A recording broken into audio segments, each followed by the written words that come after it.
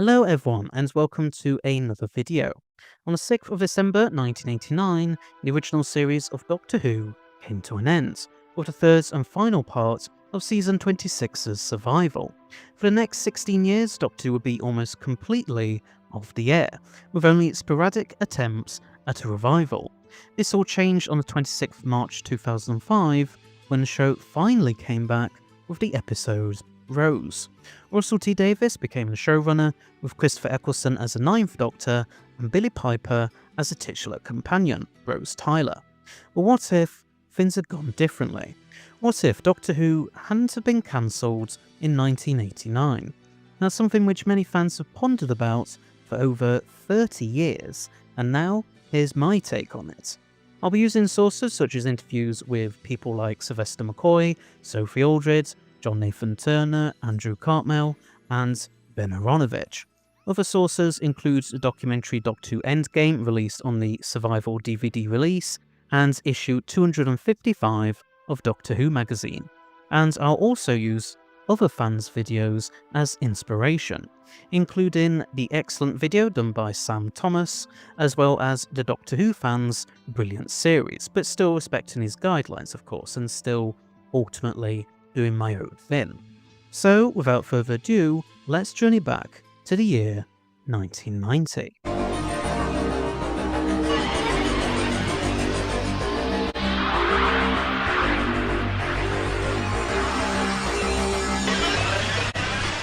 Chapter 1. The story so far.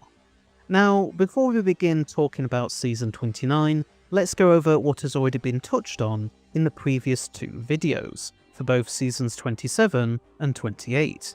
In 1990, Doctor Who managed to avoid cancellation after then producer John Nathan Turner had a meeting with the BBC's head of series, Peter Cushing.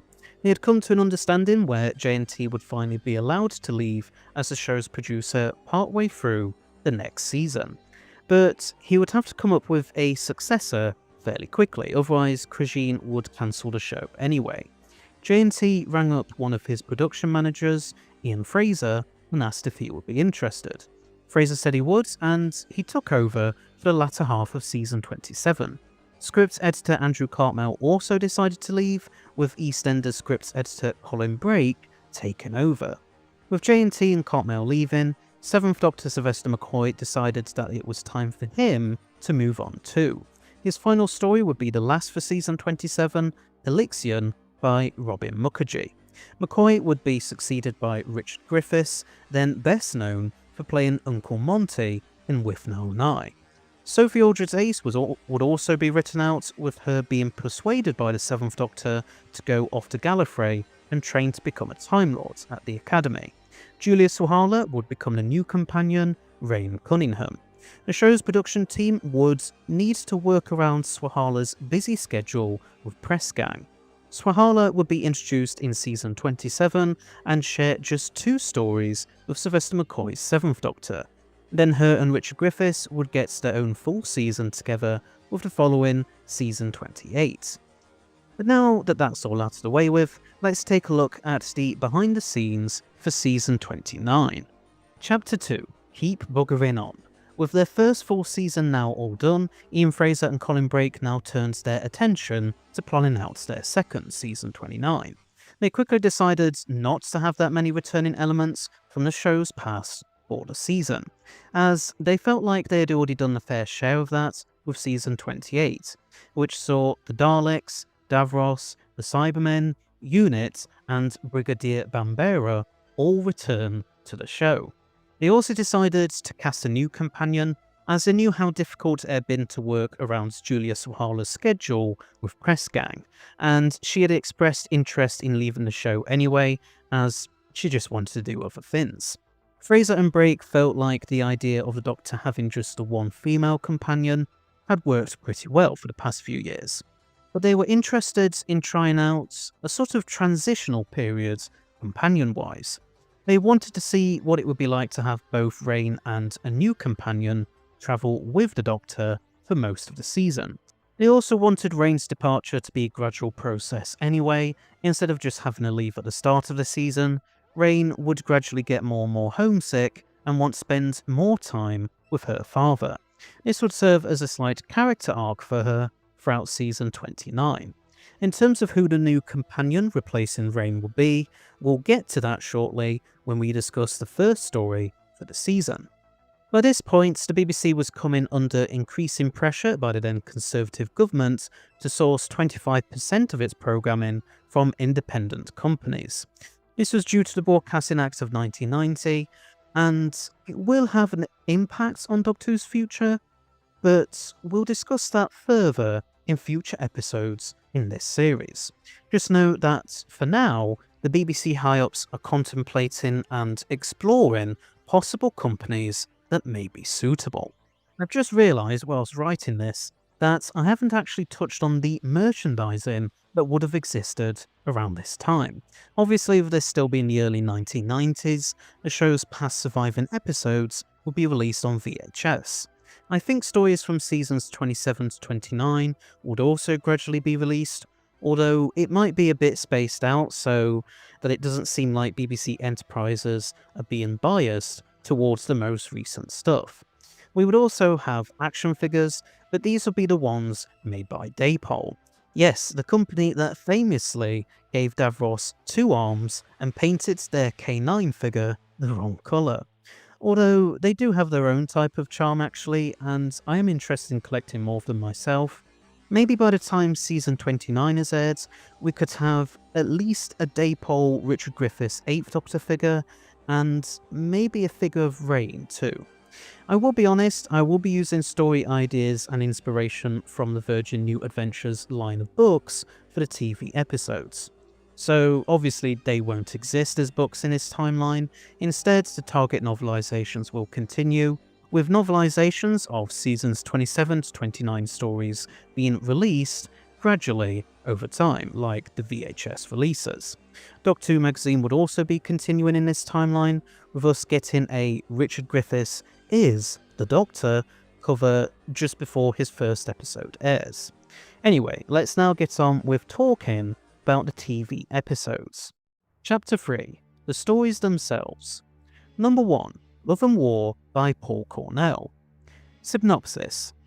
On a planet called Heaven, all hell is breaking loose. Heaven is a paradise, a place of rest in more ways than one. The Doctor comes here on a mission to find an ancient holy book, and Rain, wandering alone in the city, becomes involved with a charismatic traveller called Yan. But the Doctor is strenuously opposed to the romance. He senses that something is not quite right with Yan. But what? Archaeologist Bernice Summerfield is also searching for the book. Her destiny is inextricably linked with the Doctor's. But an old enemy have their own desires on the book, and will do anything to prevent anyone else getting their hands on it. Overview. Okay, so yeah, Bernice Summerfield will be the new companion to replace Rain. Although she won't be replacing her straight away, her and Rain will obviously be travelling alongside the Doctor until the final story of this season. Lisa Bauman would still play Bernice, as she had already been on Doctor Who before. She'd obviously played Kara, one of the cheetah people, in Survival. And she doesn't seem to have been busy with any other roles in 1992, as she had already left Casualty, arguably her biggest role besides Benny, 5 years beforehand. Instead of the Who feat that appear in the original novel, the Metatraxi would return once again in this version. This would be done for cost-saving reasons, as it would be cheaper to just reuse the existing Metatraxi costumes rather than design a whole new alien species, even if it would go against the plans Ian Fraser and Colin Brake had to not have all that many old enemies in this season. So we'd end up with 2 Metatraxi stories back to back with this and Blood and Iron. As a synopsis mentioned, Rain would have a romance with a character called Yan. It would initially look like she wants to leave Doctor to spend her life with Yan. But after Yan blows a Metatraxi up in cold blood in the story's climax, Rain turns off him, and continues to travel in the TARDIS. The Doctor would be against Rain's romance with Yan, as he could telepathically sense that there was something not right with him. So the Doctor wouldn't be surprised when Yan basically commits genocide. The holy book that the Doctor, Benny and the Metatraxi would be after would be of Metatraxy origin.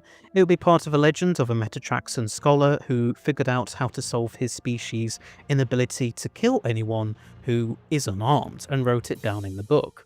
The Doctor would be after it merely as he knows that a group of Metatraxy will be hunting for it, and wants to find out who their mysterious benefactor, mentioned in Blood and Iron, actually is.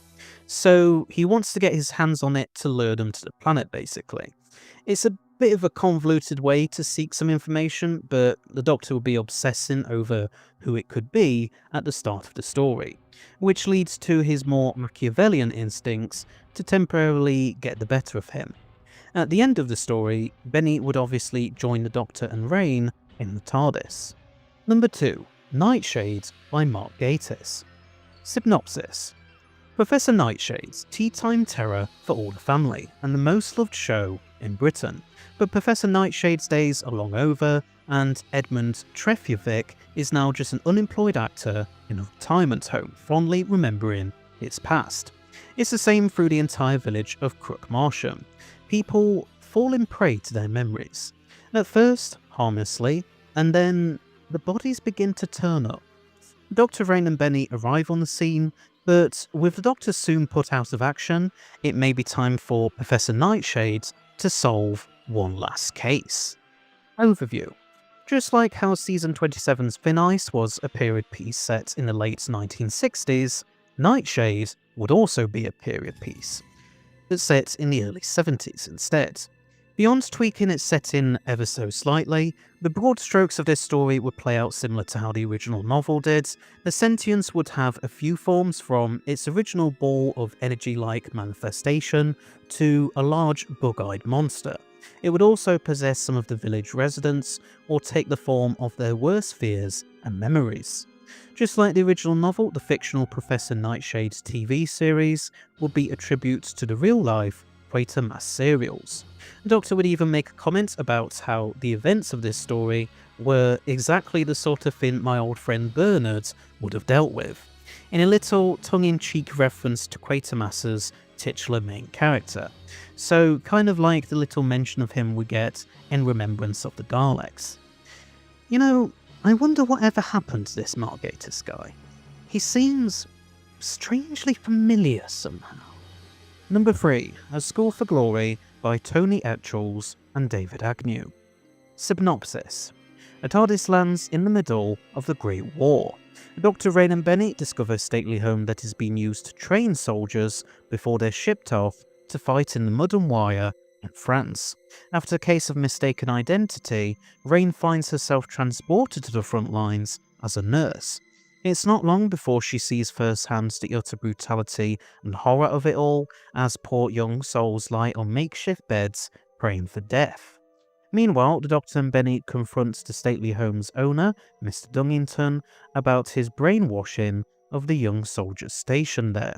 He goes around telling them that it is their duty as working class men to fight for their supposed superiors, promising them that honour and glory awaits them on the battlefield.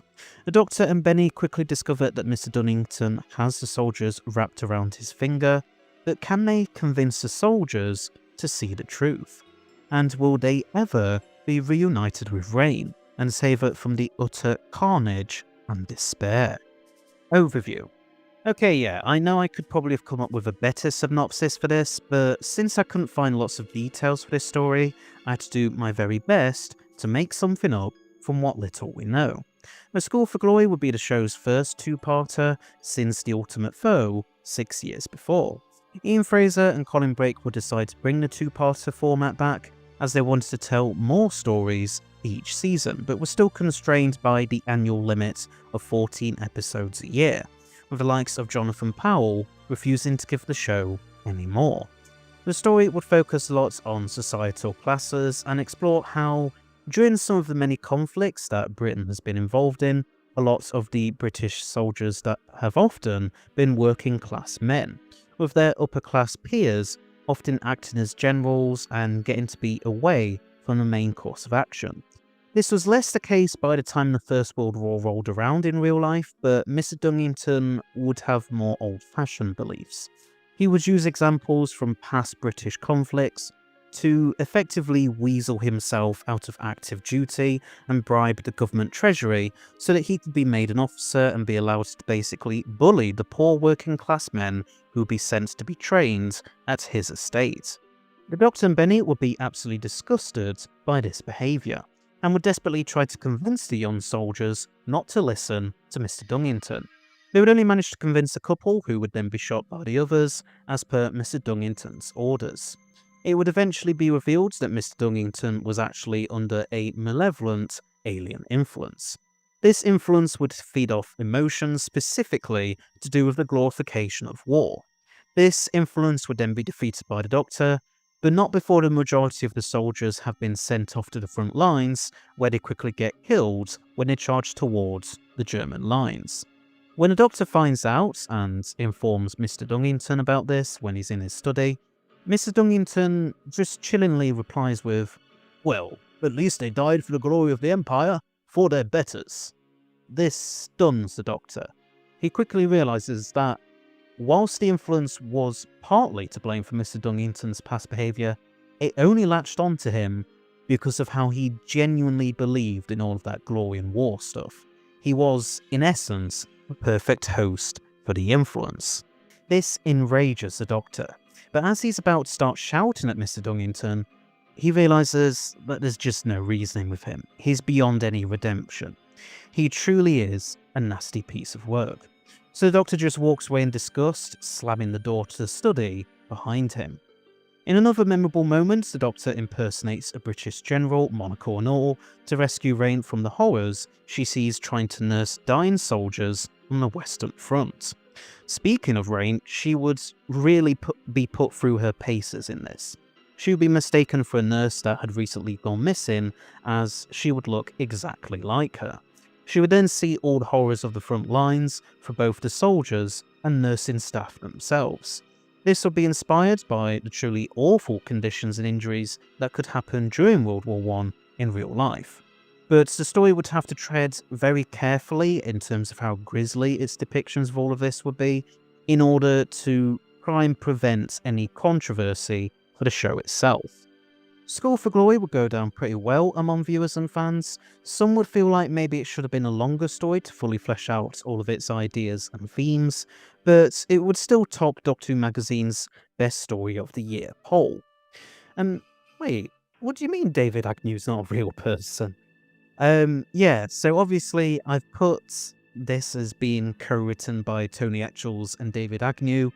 Now that's kind of a joke, just to kind of, because of the fact that, like, when this story was proposed in real life by Tony Etchells, he was actually going to co-write it with another writer that's never been identified, sadly. So we've got no idea who that would have been. So I thought it would just be a funny little kind of in-joke for all you classic series fans to credit David Agnew.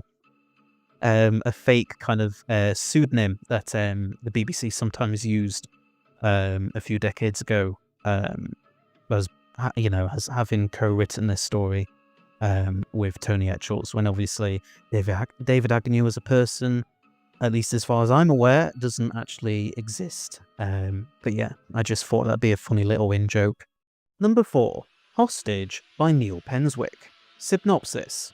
The TARDIS travellers return to the present day so that Rain can reunite with her father Sam. But their happy reunion is cut short when the TARDIS receives a strange signal from a General Reginald, who claims to have met the Doctor before, although the Time Lord has no memory of him. Nevertheless, the Doctor accepts the General's request for help with a couple of shape-shifting criminals called Butler and Swarf.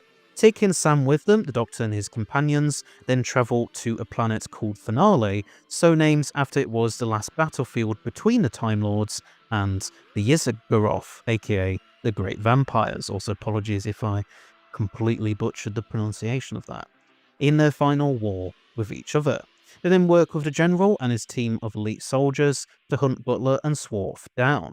But in a treacherous jungle of Finale, nothing is always what it seems.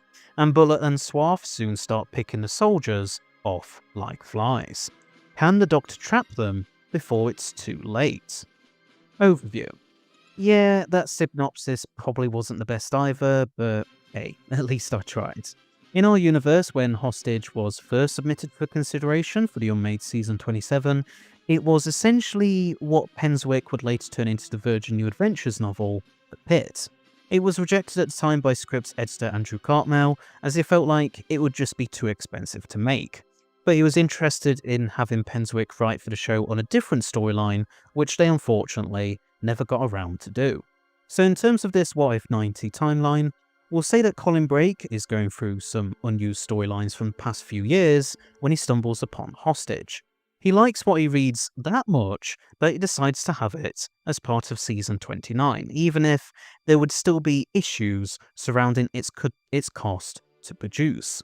Brake and Ian Fraser would use every method they could think of to reduce Hostage cost on the show's budget as much as possible, and they would obviously work with Neil Penswick himself in order to try and achieve this. But I can imagine that it would still turn out to be an expensive strain on the show's budget, no matter what they tried to do. It might get into a bit of bother with the likes of Jonathan Powell because of that. I should say that, when I was researching this story online, there were mentions of some kind of war that the Time Lords supposedly had with the Scaroth, which, the classic series fans will know, was the name of the main Jaggeroth in City of Death, the main villain for that story. So I thought that would get a bit confusing, so I decided that I would replace mentions of this supposed Jaggeroth race with the Great Vampires instead, as I thought that would make more sense and tie in a lot better with established continuity.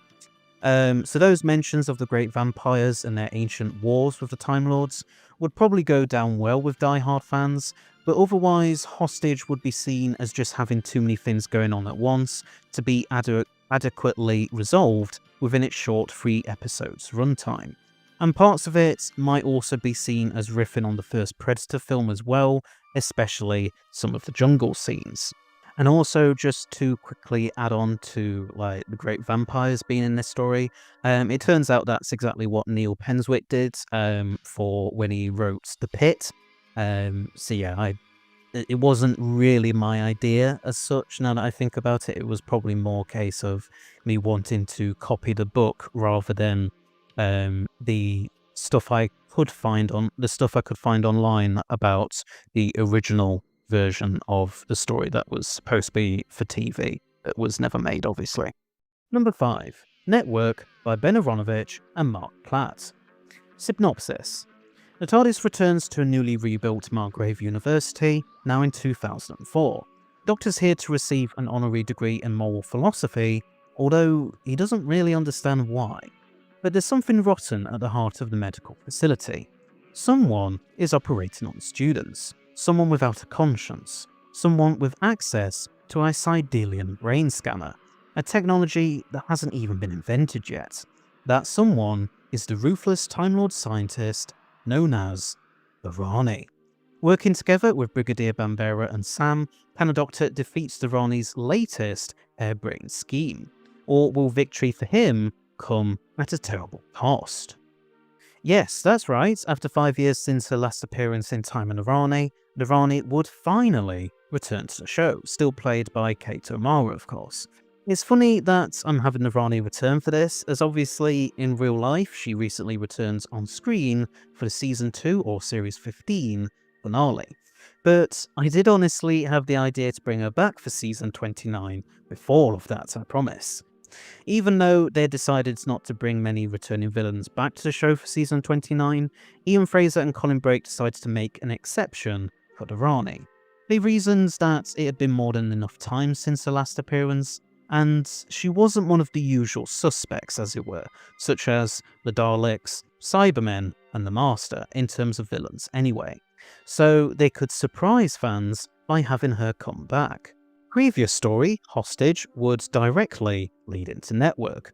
You see, after Butler and Swarth have been apprehended by General Reginald, the Doctor and co return to contemporary Earth, only for the TARDIS to pick up a signal informing the Doctor about how he is being given an honorary degree at Margrave University a few years in the future, in 2004. Dr. Rain, Benny and Sam then decide to go there and get to the bottom of it all. And in a cliffhanger for episode 1, the Rani reveals herself to the Doctor, breaking her disguise of a university professor called Professor Malika, the Arabic equivalent of Rani. We would find out how the Rani managed to escape from the Tet Traps, with her ejecting them from her TARDIS, thanks to some help from a certain goatee-wearing Time Lord renegade. For the network, I took a lot of inspiration from the Rani Elite's Big Finish audio in terms of what it would be like as a story, and how the majority of it would play out. But there is one part that would be really different from that audio: the ending. After the Doctor stops the Rani scheme, the Rani is really annoyed that yet another of her plans have been foiled by him. So she aims a gun at him, telling him that he's going to pay for every single time he's meddled in her affairs. But just then, Sam rushes into the line of fire, sacrificing himself to save the Doctor. It all happens so quickly that none of the others are able to stop Sam from doing it. Sam is hit with a full-on blast and instantly collapses to the floor. The Rani laughs maniacally and then quickly rushes off, leaving the Doctor and his companions shocked at this turn of events.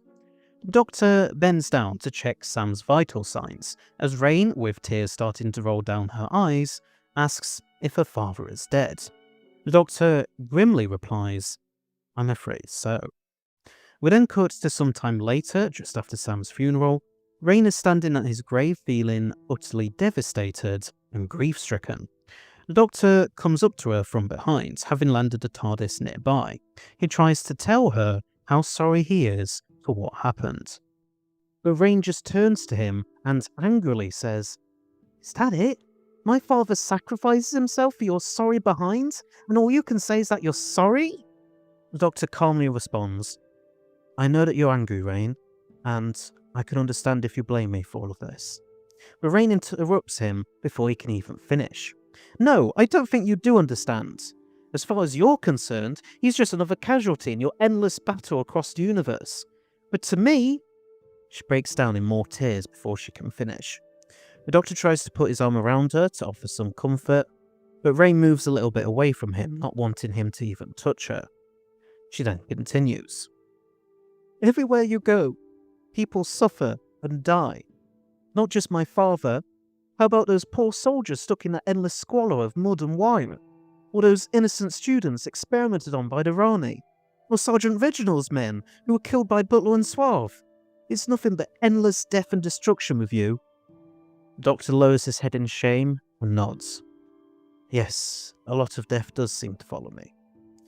And you say one minute that you've changed, that you're a different man now, and yet you still play games with people, like with that whole holy book business with Metatraxy."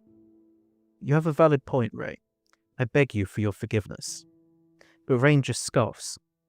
"I think we're way past that now, don't you? Just get out of my sight. I don't want to see you ever again."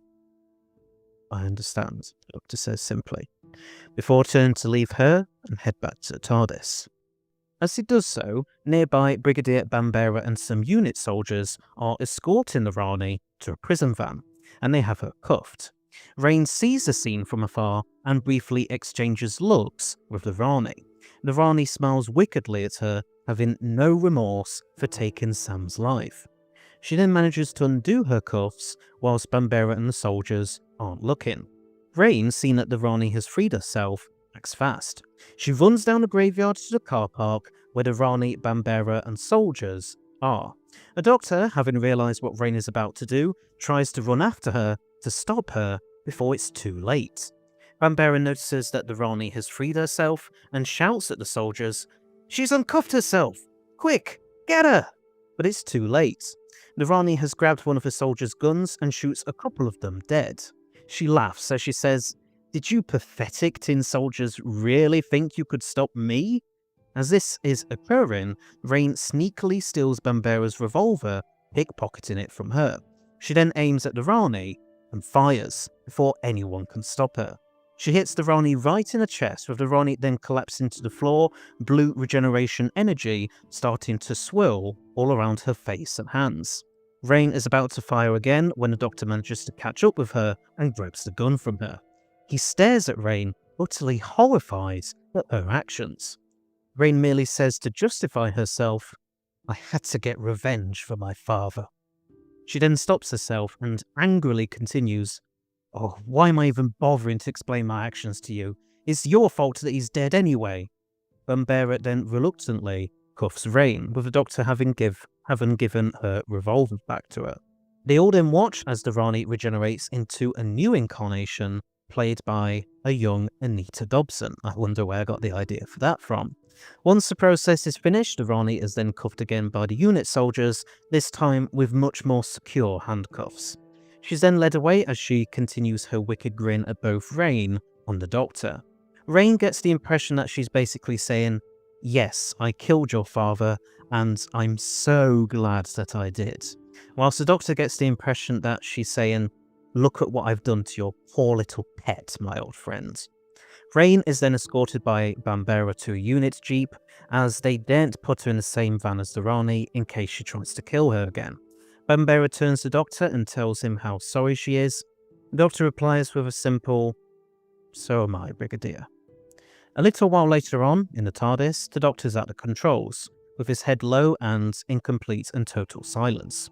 As the central column continues its methodical rise and fall motions, he reflects on the events of the past few days. He is quickly overcome with grief and despair, and angrily starts slamming the console, causing sparks to fly all around the room. Think of how 12 did so in the Series 8 finale after finding out that Gallifrey was still missing. Thankfully, as the Griffiths Doctor does all of this, the TARDIS doesn't fly out of control. It's like it's allowing him to vent all his frustrations out at that moment, just like it might have arguably done with Capaldi's scene in our timeline. Benny hears all the commotion and comes running in and stops the Doctor. He then turns to her and, with them embracing each other in a hug, cries his eyes out. It is this that is the last shot for the season, and where we leave things for the time being. Viewers and fans would all be shocked at Sam's death and how quickly things took a turn for the worst for the Doctor's friendship with Rain. And of course, fans would also be happy to see the Rani come back after such a long absence. Some people might think that the ending felt a bit too much like something out of a soap opera, like EastEnders or Coronation Street, so it's kind of ironic then that Anita Dobson was cast as a new Rani, as she was obviously famous for being in EastEnders a few years earlier, and Ian Fraser had deliberately cast her to try and get the show a bit more publicity, so kind of like JNT's tendency for stunt casting, but still ultimately leading to a terrific performance. But on the whole, the sequence would go down pretty well, with viewers feeling really sorry for both the Doctor and Rain, and really wanting to find out what happens next. Ian Fraser and Colin Brake had decided on this kind of departure for Rain, as they felt like they didn't just want her to suddenly decide to leave the Doctor and have it come pretty much out of nowhere. They wanted something that would be really impactful and tragic, and so thought killing off her father Sam would suit that very well. Julia Sawalha herself would be very impressed with this departure for her character Rain, although she would privately tell Brake that she hoped Rain would make things up with the Doctor one day, if for no other reason than because of how much she'd grown fond of Richard Griffiths and working alongside him. But whilst Network's ending would be shocking everyone who saw it, Jonathan Powell would be contemplating the show's fate as he slowly started to wind his tenure as BBC One's controller down after the whole El Dorado fiasco. Chapter 4. Is this death? Seasons 28 to 29 had been a small success, there was no denying that. Whilst it still struggled in its midweek time slot against the juggernaut that was Coronation Street at the time, Doctor Who's ratings had slowly started to get better. But Jonathan Powell, the controller of BBC One, wasn't sure what to do with the show. He still personally disliked it and wasn't really convinced that it performed well enough throughout the past few years. Some episodes of season 29 had dipped in the ratings a little after all, due to the show's fierce competition. Powell decided to have a meeting with the BBC's bigwigs to discuss the show's future. He met with the BBC's then Director General, John Burt, as well as several others. The show's production team eventually found out about these meetings and started to get nervous. Could this finally be it? Could this be the moment that Doctor Who comes to an end on the eve of its 30th anniversary? Or would Powell's successor help usher in an exciting new beginning for the programme? Find out in the next What If 90 video, Season 30. Chapter 5. Why Another Year? So yeah, just like with what happened between the making of Seasons 27 and 28, there's been about a year's gap between the making of the last video and this one. I can only really apologise for that, it certainly wasn't intentional. It's just that with me having to work on so many longer what ifs last year, as well as other commitments such as university, and going through a complicated process to look for a new home, only for us to end up right back at the drawing board for it, I've had a lot going on. Plus, I have at times had severe writer's block trying to write this video script, as I often find these What If 90 videos to be very overwhelming due to how much research and planning each of them takes. And I can also sometimes just be really bad with procrastinating stuff as well. But I hope it was worth a long wait for you all, and hopefully with uni having wound down for summer now, I'll be able to at least get the Season 30 video out before the end of the year. But I don't want to make any definite promises just yet, so we'll have to wait and see. Just to give you a quick rundown on the episode structure for Season 29, all stories would have 3 25-minute long episodes, apart from A School for Glory of course, which would be the only two-parter. So this would all come to the 14 episodes a season that has been in place since Season 23 for the show. In terms of what will happen next, as I said earlier, you will find out in the next What If 90 video, where we'll be taking a look at a very special anniversary year for the show with Griffiths' third season, Season 30. But anyway, so there's What If 90, Season 29. What did you think? Do you like my take on it or not? And would you have done anything differently? Please let me know in the comments section below. Anyway, thanks for watching, I hope you liked it. Please don't forget to press that subscribe button below, as well as press the bell icon at the side of it, so that you'll stay notified of when all my new videos come out, such as my Season 30 video. And also, don't forget to join my Discord server, where we talk about everything from what ifs to Doctor Who to just whatever you want really. Sometimes we do watch-alongs of episodes and films, and yeah, just all that kind of stuff.